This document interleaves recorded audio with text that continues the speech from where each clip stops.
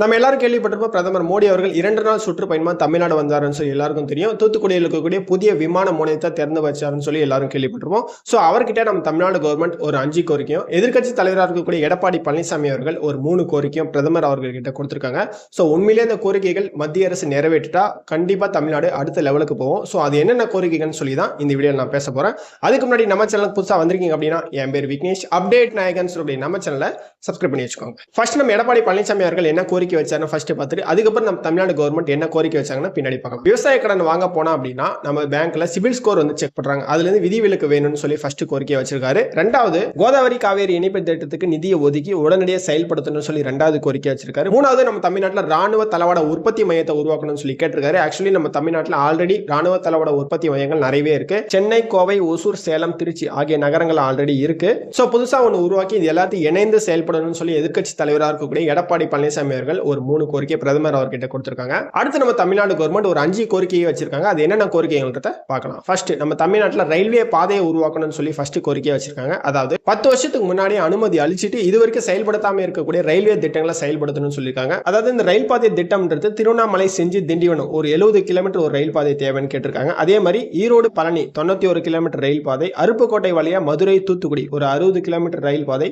Athipattu, Pudur 88 kilometre ரயில் பாதை, அதே மாதிரி மகாபலிபுரம் வழியா சென்னை, கடலூர் 180 கிலோமீட்டர் ரயில் பாதை திட்டங்களை உடனடியாக செயல்படுத்தணும்னு சொல்லி கேட்டிருக்காங்க. முக்கியமா பல நாள் கோரிக்கையா இருக்கக்கூடிய திருப்பத்தூர், கிருஷ்ணகிரி, ஒசூர் இந்த புதிய ரயில் பாதை திட்டத்துக்கு உடனடியாக ஒப்புதல் தரணும்னு சொல்லி கேட்டிருக்காங்க. ஆல்ரெடி வந்து கிருஷ்ணகிரி மக்கள் நிறைய கனவோடு இருக்காங்க, ஆசையோடு இருக்காங்க. தன்னுடைய சொந்த ஊர்ல ஒரு ரயில்வே ஸ்டேஷன் வரணும்னு சொல்லி ரொம்ப நாளாக கேட்டுட்டு இருக்காங்க. ஸோ இந்த திட்டத்தை நிறைவேற்றினா அப்படின்னா கண்டிப்பா கிருஷ்ணகிரிக்கு ரயில்வே ஸ்டேஷன் உண்டாகும். இப்போ நான் சொன்னது எல்லாமே 10 வருஷத்துக்கு முன்னாடி அனுமதி கொடுத்துட்டாங்க ரயில் பாதை போட. பட் இது வரைக்கும் அது வந்து செயல்படுத்தல. ஸோ இதுதான் ஃபர்ஸ்ட் கோரிக்கை வச்சிருக்காங்க தமிழ்நாடு கவர்மெண்ட். ரெண்டாவது சமக்கர சிக்ஷா திட்டத்தில் இருக்கக்கூடிய 2150 கோடியை உடனடியாக மத்திய அரசு வெளியிடணும்னு சொல்லி ரெண்டாவது கோரிக்கை வச்சிருக்காங்க. இந்த சமக்கர சிக்ஷா திட்டம்ன்றது என்னன்னு கேட்டீங்கன்னா ஒருங்கிணைந்த பள்ளி கல்வி திட்டம்னு சொல்லி 2018 மத்திய அரசு கொண்டு வந்தாங்க. இது 2018 இருந்தே நம்ம தமிழ்நாடு கவர்மெண்ட் செயல்படுத்திட்டு வராங்க. இப்போ இதற்கான நிதியை மத்திய அரசு நிறுத்திட்டாங்க. காரணம் 2020 கொண்டு வரப்பட்ட தேசிய கல்விக் கொள்கையை அமல்படுத்தி வேண்டும் சொல்லி மத்திய அரசு ஒரு நிபந்தனை வச்சிருக்காங்க. ஆனா நம்ம தமிழ்நாடு கவர்மெண்ட் அந்த தேசிய கல்விக் கொள்கையை அமல்படுத்த மாட்டோம், அதுல இருக்கக்கூடிய மும்மொழி கொள்கையை நாங்கள் அமல்படுத்த மாட்டோம் சொல்லி தமிழ்நாடு கவர்மெண்ட் சொல்லிட்டாங்க. ஸோ இதனாலே சமக்கர சிக்ஷா திட்டத்தில் இருக்கக்கூடிய ஃபண்டு நமக்கு வர மாட்டேங்குது. ஸோ இப்போ வந்தார் இல்லையா பிரதமர் மோடி அவர்கள், அவர்கிட்ட அந்த சமக்கர சிக்ஷா திட்டத்தில் இருக்கக்கூடிய 2150 கோடி உடனடியாக வெளியேற்றணும்னு சொல்லி கோரிக்கை வச்சிருக்காங்க. அதுல குறிப்பிட்ட சில விஷயங்கள்லாம் சொல்றாங்க. தமிழ்நாட்டில் 49 லட்சம் மாணவர்கள் இருக்காங்க, 2,20,000 ஆசிரியர்கள் இருக்காங்க. ஸோ அந்த ஃபண்டு வராதனால லட்சக்கணக்கான மாணவர்களுடைய எதிர்காலம் பாதிக்கப்படுது. உடனடியாக இந்த 2150 கோடி ரிலீஸ் பண்ணணும்னு சொல்லி ரெண்டாவது கோரிக்கையா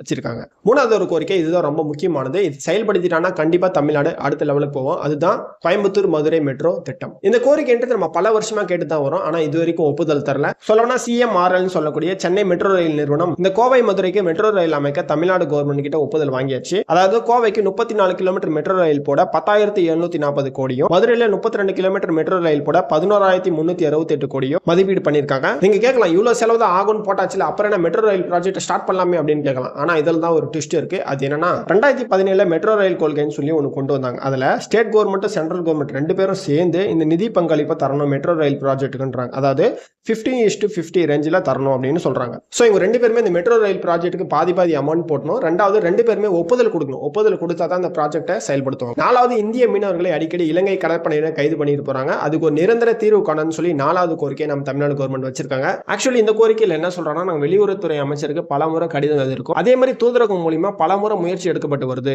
இருந்தாலும் இலங்கை அரசு இந்திய மீனவர்களை அடிக்கடி கைது பண்றாங்க. இதனால அவங்களுடைய வாழ்வாதாரம் போகுது. இந்த சிக்கலான பிரச்சனை நிரந்தர தீர்வு காணணும்னு சொல்லி பிரதமர் மோடி அவர்களுக்கு 4வது கோரிக்கையை வச்சிருக்காங்க. 5வது கோரிக்கை சேலத்துல பாதுகாப்பு தொழில் பூங்கா வழங்கணும்னு சொல்லி கேட்டிருக்காங்க. அதாவது 2018 பட்ஜெட்ல தமிழ்நாடு மற்றும் உத்தரப்பிரதேஷ் இந்த 2 ஸ்டேட்டுக்குமே பாதுகாப்பு தொழில் பூங்கா அமைக்க போறோம்னு அறிவிச்சாங்க. ஆனா இது வரைக்கும் அந்த தொழில் பூங்கா நம்ம தமிழ்நாட்டில் செயல்படுத்தல. சொல்லப்போனா தமிழ்நாடு கவர்மெண்ட் என்ன சொல்றாங்கன்னா 1971ஆம் ஆண்டு சேலத்துல உருக்காலை உருவாக்க, அதாவது இந்த உருக்காலைன்றது என்னன்னா ஸ்டீல் பிளான்ட்னு சொல்லுவாங்க. இந்த ஸ்டீல் பிளான்ட் அமைக்க 3,973 ஏக்கரை தமிழ்நாடு கவர்மெண்ட் அப்ப கொடுத்தாங்க. அதுல 2,470 ஏக்கர் இந்த ஸ்டீல் பிளான்ட் போக இது 1,503 ஏக்கர் சும்மாவே இருக்கு. அந்த இடத்துல இந்த பாதுகாப்பு தொழில் பூங்கா அமைக்கணும்னு சொல்லி 5வது கோரிக்கையை வச்சிருக்காங்க. ஸோ அந்த 5 கோரிக்கை தமிழ்நாடு கவர்மெண்ட் பிரதமர் மோடி அவர்கள் கிட்ட கொடுத்திருக்காங்க. அதே மாதிரி எடப்பாடி பழனிசாமி அவர்கள் ஒரு 3 கோரிக்கை வச்சிருக்காங்க.